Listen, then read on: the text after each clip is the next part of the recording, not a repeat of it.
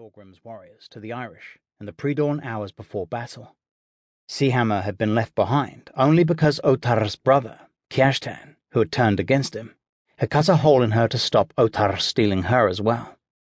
Thorgrim and the handful of men who had escaped the butchery that the Irish had doled out found her run up on the riverbank and half sunk.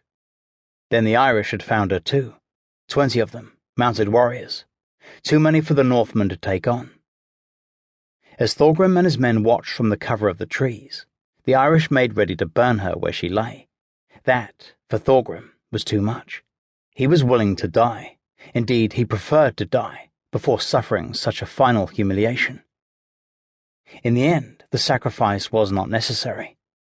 Thorgrim's prisoner, his male prisoner, was an Irish warrior named Louis, and Thorgrim sent him to warn the soldiers off, to tell them there were 60 Norse warriors coming upriver. Thorgrim then made a show of force with the few men he had, and that had been enough to make the Irish ride off, but he knew they would not be gone for long, and they would not come back alone. With the sound of the horses' hooves growing fainter, Thorgrim led his men back aboard Seahammer. She was badly holed, true, but she did not have to voyage far, just a ways beyond where they might expect the Irish to come looking for them. "We need something to stop up that hole," Thorgrim said, after peering at the damage through the clear water that flooded the hull. He straightened and looked around. There were dead men all over the shore. Most were his own men, those who had been left behind to guard the ships. They had given their lives to that effort, but they had not been enough to stop the near 300 men under Otar's command. Not all of the dead, however, were Thorgrim's men. "Find some of Otar's dead," Thorgrim ordered. "Strip off their tunics and bring them to me. Just cut them away." Thorgrim was tormented by the memory of the men who had died because of his misjudgment. He was tormented by the fact that he had no time to give them a proper funeral. He could not stand the thought of leaving their corpses, naked and bloating, for the ravens and the wolves to feast on. The others nodded their understanding and climbed back ashore to find the corpses from which to strip clothing. They shuffled, they limped, they moved with obvious pain. They had all been wounded in some manner during the fight. A slash from a sword, a wound from the spear of a mounted warrior, a hard kick from a horse. They were wounded, but they could still move, and that was why they lived.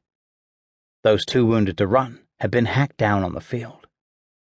One by one the men returned with bundles of cloth that just that morning had clothed living warriors, and Thorgrim knew he had another decision to make, a harder one.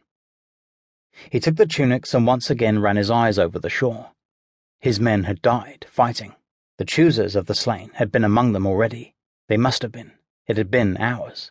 What need had they of weapons? They were in the corpse hall now, or they never would be. "I need 4 of you to find helmets to bail the ship," Thorgrim said, gesturing toward the river water that had flooded into Seahammer, a foot high at its deepest. "The rest of you, gather up all the swords, shields, mail, any weapons you can find, and get them on board." "From Otar's men, Lord Thorgrim," Ulf said, "or from all the dead men?" "From all the men. They have no use for weapons now," Thorgrim said, and his tone did not welcome discussion. "And do not call me lord," he said. "I'm not the lord of anything, not a dung heap, nothing."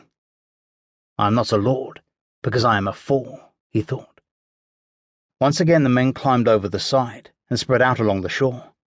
Starry Deathless limped after them, his wound graver than the others, and greatly aggravated by the day's events.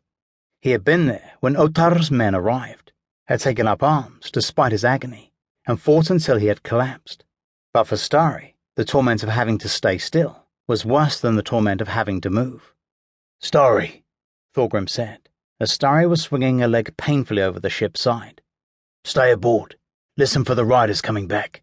None of the others will hear them before you do." Starry nodded. His hearing was legendary. He brought his leg back inboard and climbed up onto the foredeck, leaning against the tall stem.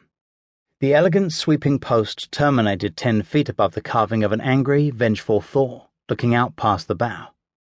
Now Thor and Starry together faced the land beyond the riverbank, alert for any sound of danger. Thorgrim draped the cut tunics over the sheer strake and kneeled down into the water in the ship's bottom. He took up one of the tunics and shoved it into the hole, jamming it as tightly into the corner as he could.